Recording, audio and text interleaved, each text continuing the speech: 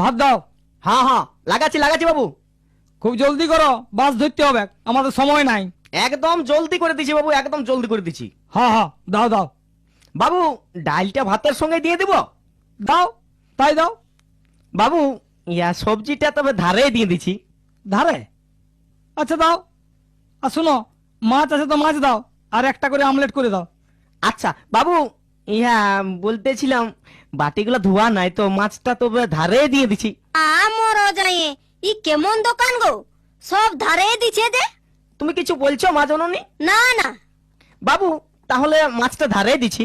দাও, ধারেই দাও। এমন দোকানে ঢুকাইলে। বাবু, আমলেটটা ভাজা হয়েছে তো, আমলেটটা ধারে দিয়ে দিচ্ছি। আমলেটটা ধারে? না মানে আসলে সেই দোকানের যে ছেলেটা কাজ করে না, সে বাজারে গেলছে, প্লেটগুলো ধোয়া নাই তো, তো তাই ধারে দিয়ে দিচ্ছি।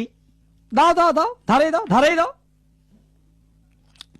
হ্যাঁ, কত হইল? বাবু, 40 টাকা হয়েছে, বেশি হয় নাই। ও, 40 টাকা, ঠিক আছে, ধারে রইল। ধারে? আমার দোকানে ধার চলে নাই বাবু, আমার নগদের দোকান। নগদ?